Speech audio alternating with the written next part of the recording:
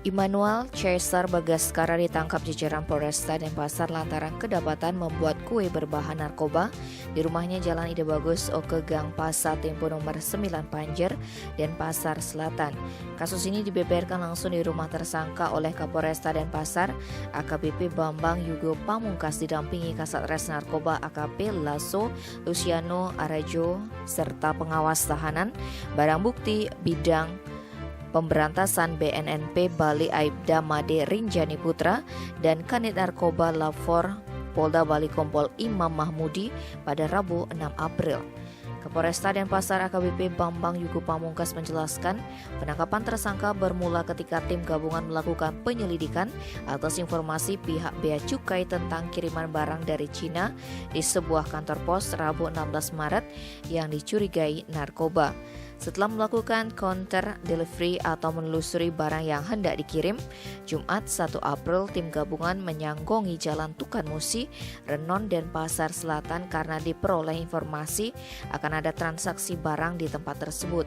Sekitar pukul 19, petugas melihat tersangka Caesar hendak mengambil paketan di bawah sebuah pohon pisang pinggir jalan. Tanpa buang waktu, tersangka langsung diringkus. Saat diinterogasi ternyata Caesar adalah seorang residivis kasus narkoba pada 2018. Dia mengaku barang kiriman tersebut akan dijadikan kue. Dia membuat sendiri di rumahnya dan sudah ada beberapa yang jadi.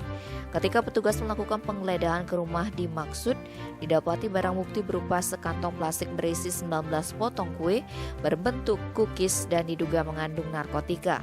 Selain itu juga ditemukan satu plastik klip berisi serbuk warna kuning, satu plastik klip berisi serbuk warna krim, dan sejumlah barang yang diduga peralatan pembuat kue. Lebih lanjut, Caesar mengaku diminta membuat 100 kue berisi narkoba oleh orang bernama Dimas pada awal Maret 2022. Ternyata Dimas adalah napi yang saat ini mendekam di Lapas Cipinang, Jakarta. Petugas Lapor Polda Bali langsung menguji kandungan kue tersebut menggunakan FTIR. Hasilnya kue tersebut memiliki kandungan organik comfort.